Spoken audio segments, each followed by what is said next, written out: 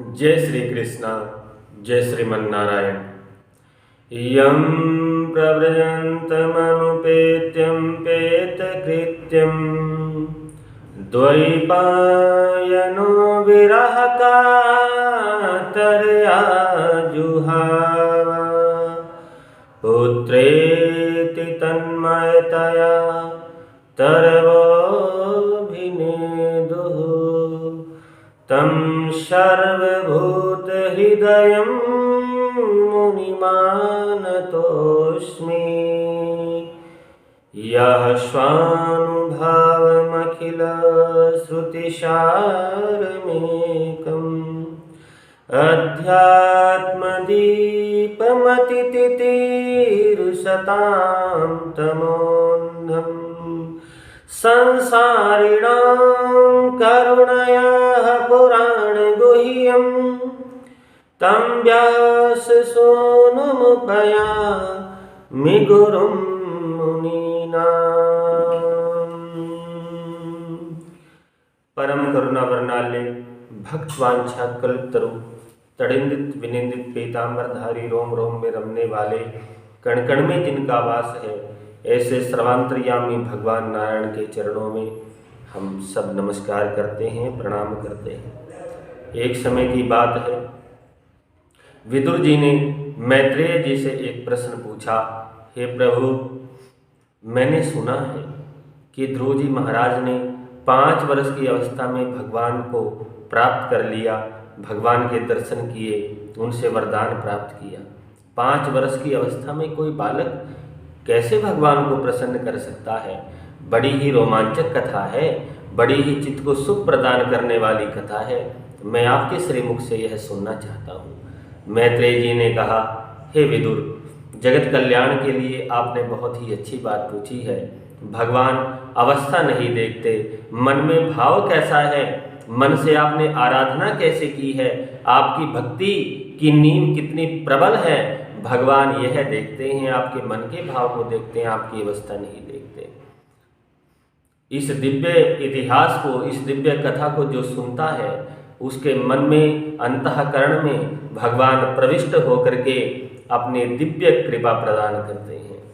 यह दिव्य संवाद सभी प्रकार के दुख और क्लेशों को दूर करने वाला, परम मानसिक शांति, आध्यात्मिक सुख प्रदान करने वाला है। ध्यान पूर्वक सुने। स्वयंभू मनु के 2 पुत्र थे, प्रियव्रत और उत्तानपाद। उत्तानपाद को 2 पत्नियां थी, एक का नाम था सुरुचि, एक का नाम था सुनीति।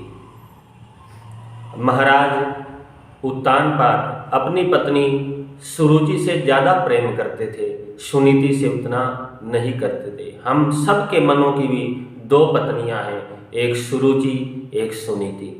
सुरुचि से हम सब प्रेम करते हैं, सुनीति से हम प्रेम नहीं करते। सुरुचि मतलब अच्छी अच्छी रुचियाँ, बाहर घूमने जाना है, अच्छा खाना है, अपने मन के अनुसार चलना है, जो भी हमारा मन करे हमें वो करना है, किसी कर्म बंधन में बंध करके बैठना नहीं है। इस प्रकार के भाव में हर व्यक्ति खुश है, उसे कोई टोकने वाला ना हो, उसे कोई रोकने वाला ना हो, वो जो मर्जी करे, जो मर्जी चाहे, जहाँ मर्जी घूमे फिरे, जो मर्जी खाए, अपने मन के अनुसार जिए। यह है सबकी रुचियाँ, इसलिए हम सब सुरुचियों से प्रेम करते हैं। सुनीति अच्छी नीति, धर्म के अनुसार चलना, धर्म के अनुसार बोलना, धर्म के अनुसार खाना, धर्म के अनुसार पहनना, धर्म में बंध करके अपना जीवन जीना। जीवन में कष्टों को भोग लेंगे, धर्म को नहीं छोड़ना है, इसका नाम है सुनीति, अच्छी नीति पर चलना। संसार में ज़्यादातर पुरुष सुनीति से प्रेम नहीं करते, सुनीति से दूर जाते हैं, सुरुचियों से प्रेम करते हैं। यही दशा है महाराज उत्तानपाद की। उत्तानपाद अपनी पत्नी सुरुचि से बहुत प्रेम करते हैं। समय बीतता है, सुनीति और सुरुचि दोनों को एक एक पुत्र की प्राप्ति होती है। सुनीति को जो पुत्र प्राप्त होता है उसका नाम है ध्रुव, सुरुचि को जो बेटा पैदा होता है उसका नाम है उत्तम। सुरुचि से बहुत प्रेम करने के कारण जो राजा उत्तानपाद है वो उत्तम से भी प्रेम ज़्यादा करते हैं। ऐसा नहीं है कि वो ध्रुव से प्रेम नहीं करते, लेकिन राजा ज़्यादातर सुनीति के भवन में नहीं जाते, सुरुचि के भवन में रहते हैं, तो उत्तम को अपने पिता के पास रहने का ज़्यादा अवसर मिलता है और जो पुत्र पास रहता है उससे पिता ज़्यादा प्रेम करते हैं उत्तम से। एक दिन राजा उत्तानपाद भवन में बैठे हुए अपने पुत्र को गोद में बैठा करके उत्तम से प्रेम कर रहे थे। इतने में ध्रुव अपने पिता के दर्शनों के लिए आए। 5 वर्ष की अवस्था है। पिता की गोद में जब बैठने को तैयार हुए, सुरुचि ने उनका हाथ पकड़ करके एक तरफ कर दिया और कहा, तुमने मेरे गर्भ से जन्म नहीं लिया है, तुमने मेरी शोतन के गर्भ से जन्म लिया है, इसलिए तू इस गोद में बैठने का अधिकारी नहीं है। इस गोद में बैठने का अधिकार तो मेरा पुत्र उत्तम रखता है, क्योंकि उसने मेरे गर्भ से जन्म लिया है। अगर इस गोद में तू बैठना चाहता है तो पुण्य कर्म कर, मेरे गर्भ से जन्म ले, तब तो इस गोद में बैठने का अधिकारी होगा। इस प्रकार के वचन सुन करके, इस प्रकार का व्यवहार जान करके ध्रुव जी महाराज अपनी माता के कक्ष में जाते हैं। रोते रोते बेटे को आते हुए जब सुनीति ने देखा, हाथ पकड़ करके बड़े प्रेम से अपनी गोद में बैठा करके कहा, क्या बात है बेटा, तू इतना रो क्यों रहा है? किसी ने तेरे को परेशान किया है? किसी ने कुछ कहा है? पूरा का पूरा वृतांत अंतःपुर की जो स्त्रियां थी जिन्होंने इस को देखा, सारी घटना को, उन्होंने सुनीति को सारी घटना बताई। सुनीति की आंखों में आंसू आ गए। उन्होंने कहा, पुत्र ये संसार का पिता है, सांसारिक पिता है, संसार में आकर के तुमने इसे पाया है, इसकी गोद में बैठने के लिए इतना रोना धोने की जरूरत नहीं है। अगर तुम्हें बैठना ही है तो उस परम पिता की गोद में बैठ, जो फिर बैठाने के बाद कभी अपनी गोद से उतारते नहीं है, अपनी कृपा को कभी हटाते नहीं है। उस परमेश्वर का ध्यान कर। तुम्हारे पितामह मनु जी महाराज ने भी भगवान को प्रसन्न किया, अपनी तपस्या के द्वारा उनको प्रसन्न करके दिव्य वरदान प्राप्त किया। इसलिए तू जा, भगवान का भजन कर और भगवान का भजन करने के पश्चात उनको प्रसन्न कर। प्रसन्न करने के बाद उनकी दिव्य गोद में बैठ, उनकी कृपा प्राप्त कर। इस संसार में रहने वाले पिता की तुम्हें कृपा की जरूरत रहेगी ही नहीं। प्यार से बोलो जय श्री कृष्णा। ध्रुव जी महाराज माता के ये वचन सुन करके नगर से बाहर चले गए। नगर से बाहर जब रास्ते में जा रहे थे, नारद जी महाराज से उनकी भेंट होती है। नारद जी ने कहा, ध्रुव बेटा कहाँ जा रहे हो? बड़े उतावले हो रहे हो, किसी कार्य विशेष के लिए जा रहे हो? नारद जी से ध्रुव जी ने कहा, मैं अपने पिता की गोद में बैठा, विमाता ने, जो मेरी माता है, उत्तम की माता है, उसने मुझे गोद से उतार दिया। मैं रोता बिलखता अपनी माता के पास आया। उन्होंने कहा, परम प्रभु परमात्मा का ध्यान कर, चिंतन कर, उनकी कृपा प्राप्त कर, वही सार सर्वेश्वर हैं। इसलिए मैं भगवान का भजन करने के लिए, उनको प्राप्त करने के लिए, उनकी कृपा प्राप्ति के लिए जा रहा हूँ। हे गुरुदेव, आप तो सारे जगत का हालचाल जानने वाले, देवताओं को भी दुर्लभ दिव्य मंत्रों का ज्ञान रखने वाले हो, सभी के गुरु रूप हो। मैं भी आपको गुरु रूप में स्वीकार करता हूँ। मुझे ऐसा दिव्य उपदेश दें कि मैं परमात्मा को पाने में सफल हो जाऊँ। मेरी तपस्या इतनी सार्थक हो कि भगवान मुझ पर प्रसन्न हो करके मुझे दिव्य आशीर्वाद दें। नारद जी ने कहा, ध्रुव अभी तो बेटा तुम छोटे हो, भगवान को प्राप्त करने में बहुत कठिनाइयाँ हैं। सिद्ध मुनि साधु सन्यासी भी हजारों वर्षों तक तपस्या करके उनको प्राप्त नहीं कर सकते। इसलिए इस समय तुम्हें अपने घर में चलना चाहिए। घर में छोटी मोटी बातें होते रहती हैं, उनको मन में धारण करके इतनी जल्दी घर का त्याग नहीं करना चाहिए। ध्रुव जी ने कहा, परामर्श नहीं मांग रहा हूँ गुरुदेव, सिर्फ विधि जान रहा हूँ कि परमात्मा को प्राप्त कैसे किया जाता है, वह दिव्य उपदेश दीजिए। घर जाने का उपदेश मैंने आपसे मांगा ही नहीं है। नारद जी टटोल रहे हैं अपने शिष्य को। हम कुम्हार के घर से बर्तन लेने भी जाते हैं तो हम घड़े को बजा करके देखते हैं पहले हाथ के साथ, घड़ा कच्चा है या पक्का। इसलिए आज ध्रुव जी को नारद जी महाराज टटोल रहे हैं, उसे दिखा रहे हैं कि घर में सब सुख सुविधाओं का भोग करो, अभी तुम छोटे हो, बड़े हो जाओगे, पिता का राज्य संभालो, फिर जब बुढ़ापा आएगा तब भगवान का भजन करना। नारद जी देख रहे हैं कि मेरा शिष्य कच्चा है या पक्का घड़ा है। बजने वाला घड़ा है या कच्चा घड़ा है।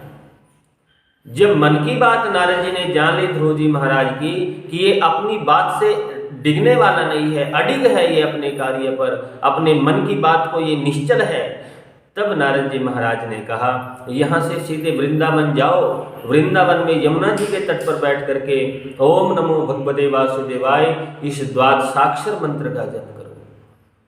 इस द्वादशाक्षर मंत्र का जप करने से भगवान बहुत प्रसन्न होते हैं। जो आपकी माता ने आपको सुनाया है, मेरे से पहले तो बेटा आपकी माँ आपकी गुरु है, इसलिए अपनी माँ के द्वारा बताए गए रास्ते पर चलो, मेरा आशीर्वाद सदैव तुम्हारे साथ रहेगा। नारद जी जैसा गुरु किसी को मिल जाए तो फिर उसका कल्याण ना हो, ऐसा नहीं हो सकता, कल्याण होता है। क्योंकि नारद जी का नाम ऐसे ही नारद नहीं है, जिसका मन कभी भी भगवान की भक्ति से रत ना हो, जो नित्य प्रति भगवान का भजन करे, वह है नारद। खाते चलते बैठते सब समय में नारद जी एक ही मंत्र का जाप करते हैं, ओम नमो भगवते वासुदेवाय।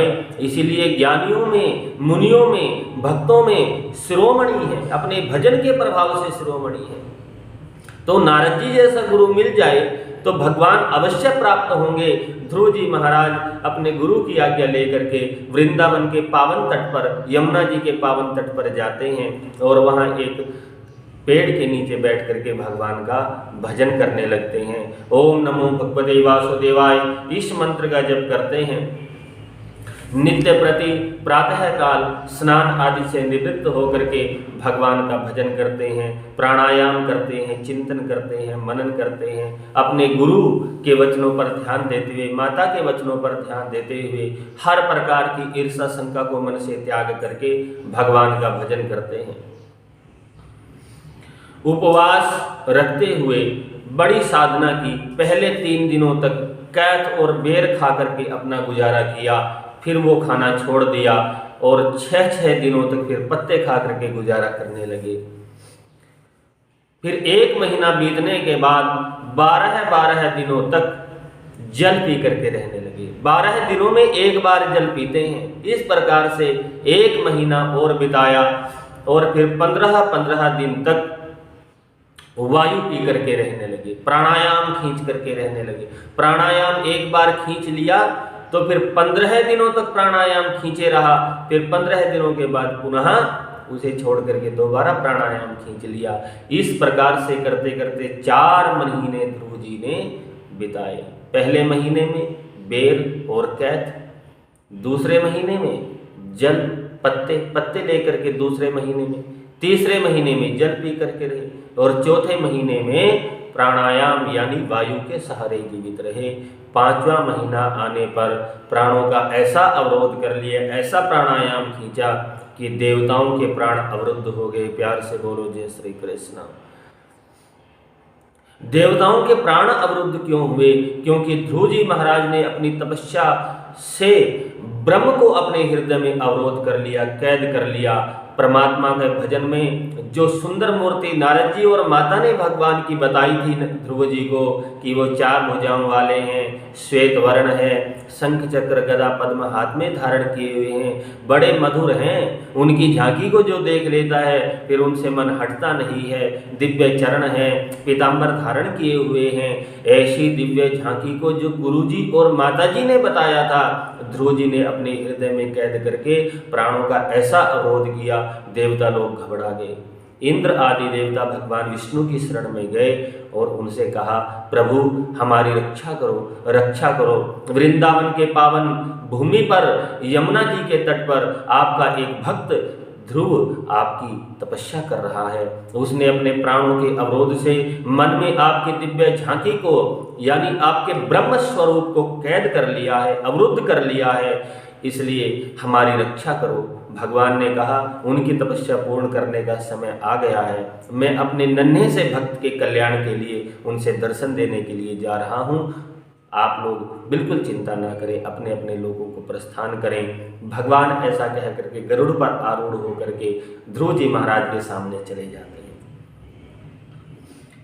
भगवान के जाने से पहले देवताओं ने आंधी से, वज्रपात से, वर्षा से व्याघ्र आदि गर्जनाओं से, हिंसक जंतुओं की गर्जनाओं से ध्रुव जी के मन को हटाने की, भक्ति से हटाने की बहुत चेष्टा की, लेकिन ध्रुव जी अपनी मन की बात पर, अपनी तपस्या पर अटल रहे, भगवान की दिव्य झांकी के दर्शन करते रहे, ओम नमो भगवते वासुदेवाय का मन ही मन जप करते रहे। तब भगवान सामने आकर के प्रकट हुए।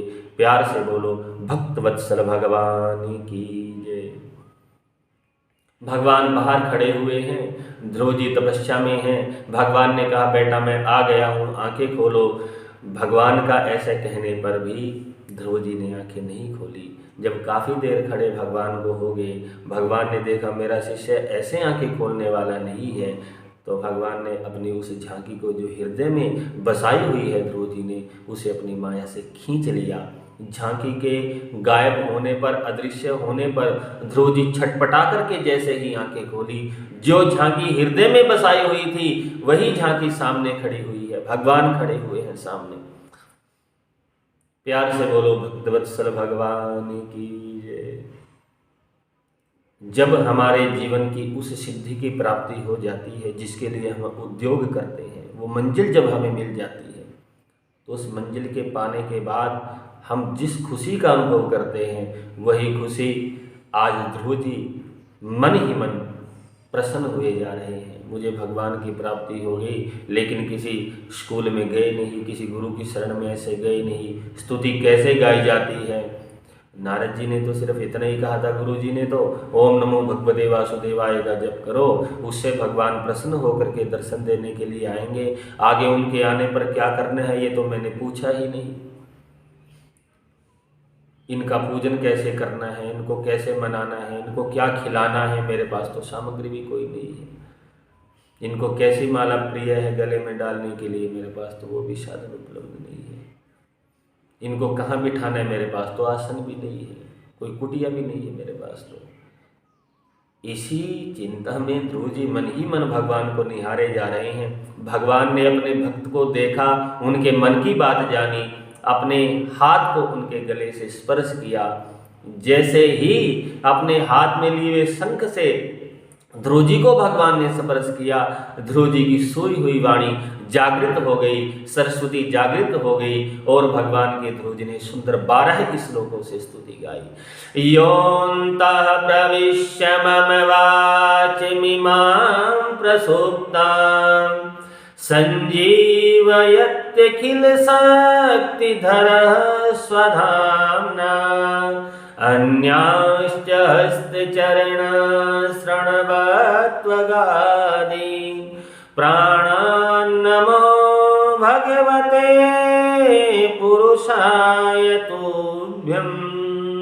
समस्त शक्तियों को धारण करने वाले जिन भगवान ने मेरे अंतःकरण में प्रविष्ट होकर के मेरी सोई हुई सरस्वती को जागृत किया है, मेरे हाथ, चरण यानी पैर और मेरे शरीर की सारी इंद्रियां जिन भगवान की कृपा से ही जागृत हुई हैं, मैं उन प्राण पुरुष को सिर झुका करके प्रणाम करता हूँ। आप अकेले ही माया से नाना प्रकार के रूप धारण करके, अवतार धारण करके लीला करते हैं और आप ब्रह्मा को भी ज्ञान आपकी ही कृपा से है। जो मनुष्य विषयों को त्याग करके आपका भजन करते हैं, उसके जीवन का आप कल्याण कर देते हो। मैं तो बुद्धिहीन हूँ, मुझ बुद्धिहीन पर भी हे प्रभु आपने अनुग्रह किया, मैं आपको बार बार प्रणाम करता हूँ। हे भगवान, हे भक्त वत्सल, चरण कमलों के ध्यान से आपके भक्तों की सुमधुर कथा का श्रवण मैं सदैव करता रहूं, बस ऐसा ही मुझे आप दिव्य वरदान प्रदान करें। प्यार से बोलो जय श्री कृष्ण। यौ निर्वृत्तिस्तनुभृतां तव पाद पद्म ध्यानात् भवजन कथा श्रवणेन वा स्यात् सब्रह्मणि स्वमहिमन्यपि नाथमाभूत् किमवन्ते काशीलुलितात् पतितां विमानात्। मुझे सर्वदा आपके भक्तों का संग प्राप्त हो, आपकी जो माया है, जो मोहती है, संसार के सुखों में उलझाती है, उसका कभी भी मेरे ऊपर आक्रमण ना हो।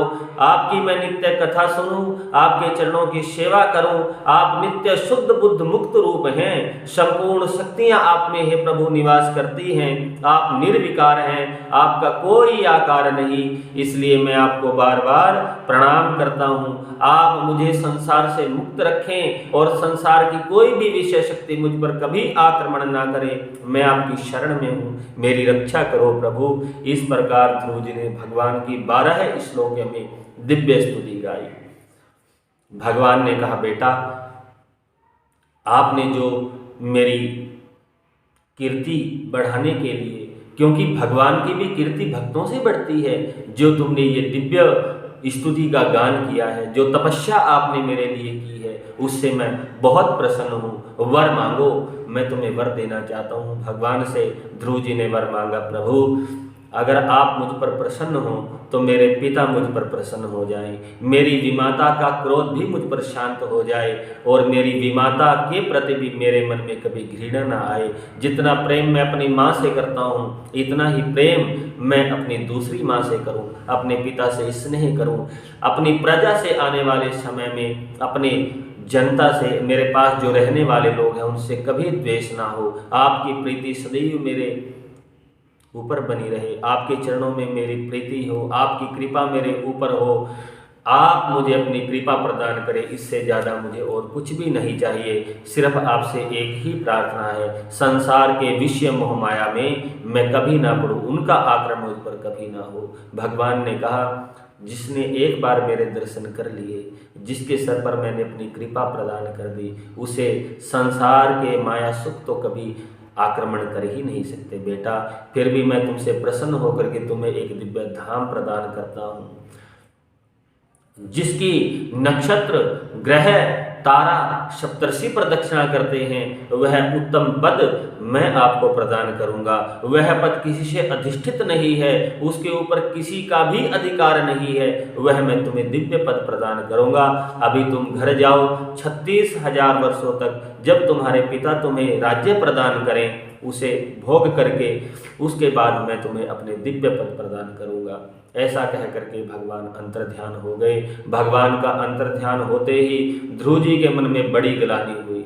मैंने भगवान को छोड़ करके किस प्रकार से संसार के 36,000 वर्षों का राज्य स्वीकार कर लिया, लेकिन भगवान के स्पर्श से, भगवान की कृपा से ध्रुव जी ने भगवान का भजन करके, भगवान ने इसी नियत मुझे अच्छे के लिए ही मुझे चुना होगा, यह विचार करके भगवान के जहाँ पर भगवान खड़े थे उनके चरणों की रज अपने मस्तक पर लगा करके लौटने लगे। पिता को पता लगा बेटा आ रहा है, राजपुरोहित को साथ लेकर के, गणमान्य पुरुषों को लेकर के बेटे के सत्कार के लिए नगर से बाहर आए। विमाता सुरुचि और माता सुनीति भी साथ में आई। सुनीति ने आते ही बेटे को गले लगा लिया। ध्रुव जी ने माता के चरणों का स्पर्श किया, उसके बाद सुरुचि के चरणों का स्पर्श किया, पिता के चरणों का स्पर्श किया, गुरु के चरणों का स्पर्श किया, सभी से आशीर्वाद लेकर के घर लौट करके आए। समय आने पर राजा ने अपने बेटे को राज्य प्रदान किया और स्वयं वानप्रस्थ लेकर के जंगल में जाकर के, वन में जाकर के भगवान की तपस्या करने लगे। उत्तम पद प्राप्त किया। प्यार से बोलो जय श्री कृष्ण। ध्रुव जी महाराज ने राज्य में धार्मिक अनुष्ठान शुरू किए, मंदिर बनवाए, धर्मशालाएं बनवाई, नित्य प्रति देव मंदिरों में जाकर के भजन करने लगे, यज्ञ द्वारा भगवान का पूजन किया, सारे नगर में घोषणा करवाई धर्म के कार्य किए जाए, भगवान का भजन किया जाए। समय आने पर उत्तम एक दिन शिकार खेलने के लिए जंगल में गया, यक्षों द्वारा उसका वध हो जाता है युद्ध में। यह जान करके, यह सुन करके ध्रुव जी महाराज को क्रोध हुआ और वो यक्षों के द्वारा युद्ध करने के लिए तैयार हुए। भीषण संग्राम हुआ। 1,30,000 यक्षों को ध्रुव जी महाराज ने मौत के घाट उतार दिया। ऐसा देख करके यक्षों ने ध्रुव पर आक्रमण कर दिया। भयंकर बाणों का प्रहार होने लगा। यक्षों ने एक साथ मिलकर के ऐसा प्रहार किया कि ध्रुव जी महाराज का जो रथ है वो बाणों से ढक गया। यह देख करके आकाश में विराजमान देवताओं में हाहाकार मच गई कि उत्तानपाद कुल का आज सूर्य अस्त हो जाएगा। लेकिन भगवान की कृपा जिसके साथ बनी हुई उसे कौन मार सकता है, उसे कौन हरा सकता है। जिस प्रकार से प्रातःकाल सूर्य उदय होते हुए बादलों से निकल करके उनको पार करके उदय हो जाते हैं, अपनी किरणों को बिखेरते हैं, उसी प्रकार से ध्रुव जी महाराज सारे अस्त्रों शस्त्रों को काट करके फिर युद्ध में डट गए। भयंकर युद्ध हुआ, कई वर्षों तक युद्ध चलता रहा, बहुत सारे यक्ष मारे गए युद्ध में। ऐसा नरसंहार देख करके ध्रुव जी के पितामह मनु महाराज आए और उन्होंने ध्रुव को समझाया, बेटा कोई भी किसी को मारने वाला नहीं है, कोई भी किसी को जीवन प्रदान करने वाला नहीं है। इस संसार सागर में जो आता है उसकी मृत्यु निश्चित है, उसका कारण निश्चित है, इसलिए यक्ष इस पाप के भागीदार नहीं हैं। युद्ध छोड़ करके भगवान का भजन करो, राज्य में शांति व्यवस्था स्थिर करो और उसके पश्चात अपने पुत्र को राज्य सौंप करके वन जा करके भगवान का भजन करो। 36,000 वर्षों तक राज्य को उपभोग करने के पश्चात अपने पुत्र को राज सिंहासन दे करके ध्रुव जी महाराज वन चले जाते हैं। वन में जा करके नित्य प्रति भगवान के ओम नमो भगवते वासुदेवाय इस मंत्र का जप करते हैं और भगवान में अपनी मति को स्थिर करते हैं। समय आने पर भगवान की तपस्या से प्रसन्न होकर के उनकी आयु इस लोक में पूर्ण होने के पश्चात भगवान के 2 पार्षद दिव्य विमान लेकर के ध्रुव जी के पास आते हैं और ध्रुव जी से कहते हैं, हम भगवान के दिव्य पार्षद आपको लेने आए हैं, भगवान आप पर प्रसन्न हैं, आप इस दिव्य विमान में बैठ करके भगवान के धाम को चलिए, जहाँ भी आपको एक ध्रुव पद भगवान ने दिया है, जिसकी तारा नक्षत्र ग्रह सप्तर्षि भी परिक्रमा करते हैं, जिस पर किसी का अधिकार नहीं, वह दिव्य पद भगवान ने प्रसन्न होकर को आपको दिया है, आप ध्रुव लोक चले। विमान की पूजा करा करके ब्राह्मणों के द्वारा स्वस्ति वाचन का गान करवा करके ध्रुव जी जैसे ही विमान में बैठने लगे, मृत्यु देवता यमराज आकर के उपस्थित हो गए। हे प्रभु, इस संसार सागर में जो भी आता है जन्म लेने के पश्चात मुझे स्वीकार करके ही यहाँ से जा सकता है, इसलिए मुझे स्वीकार करें। ध्रुव जी मुस्कुराए, उन्होंने कहा आप बैठिए, मैं अभी आता हूँ। ऐसा कह करके जैसे ही बैठे यमराज जी उनकी पीठ पर पैर रख करके ध्रुव जी विमान में बैठ करके सशरीर अपने धाम ध्रुव लोक में चले गए। प्यार से बोलो जय श्री कृष्ण। इस कथा का सार ये है, जीवन में भगवान की जो तपस्या आप कर रहे हो, जो भी भजन कर रहे हो, भगवान आपकी अवस्था को नहीं देखते। आपकी अवस्था 2 वर्ष की है या 5 वर्ष की या 50 साल की या 100 साल की है, भगवान को आपकी अवस्था से कोई मतलब नहीं है। भगवान को आपकी निर्मल मति, जो आपकी बुद्धि है, भगवान उससे संबंध रखते हैं, उसे देखते हैं कि वो कितनी निर्मल है। इसलिए भगवान का जब भी आप भजन करें, हर प्रकार के विषयों को, आसक्तियों को त्याग करके करें। संसार सागर में रहते हुए भगवान को भजना चाहिए, भगवान का भजन करना चाहिए। भीष्म पितामह ने राज सिंहासन की रक्षा करते हुए भी भगवान को भजन किया। आप पूरे महाभारत में देखेंगे कि भीष्म पितामह का भगवान श्री कृष्ण बहुत ज़्यादा आदर सत्कार करते हैं, उन्हें पितामह की उपाधि दी है, उनसे बहुत प्रेम करते हैं। और अर्जुन से कई बार महाभारत में उन्होंने कहा है कि इस संसार सागर में मुझे भीष्म पितामह जैसे भक्त बहुत प्रिय है, क्योंकि वो कर्म योगी है। इसलिए जंगल में जाकर के भजन करने की आवश्यकता नहीं है, कर्म योगी बन करके भी भगवान को प्राप्त किया जा सकता है। प्यार से बोलो जय श्री कृष्णा। आप जिस भी अवस्था में हैं, चाहे वो उम्र के रूप में हो, घर में आप हो या किसी भी आप अवस्था में हो, जंगल में आप हो, 2 घड़ी भगवान का भजन अवश्य करना चाहिए। भगवान का भजन करना समस्त सुखों को प्रदान करने वाला है। मैत्रेय जी कहते हैं, विदुर, यह ध्रुव जी का जो चरित्र जो भी व्यक्ति गान करता है, पढ़ता है, सुनता है या सुनाता है, भगवान के चरणों में उसकी मति स्थिर हो जाती है, भगवान की कृपा प्राप्त होती है। जो मनुष्य श्रद्धा से, विशेष रूप से पूर्णिमा पर, अमावस पर, श्रवण नक्षत्र में, व्यतिपात योग में या संक्रांति में इसका पाठ करता है, उसके ऊपर भगवान की बड़ी कृपा होती है, समस्त मनोकामनाएं पूर्ण हो जाती है। प्यार से बोलो जय श्री कृष्णा। जय श्रीमन नारायण। जय श्री राम।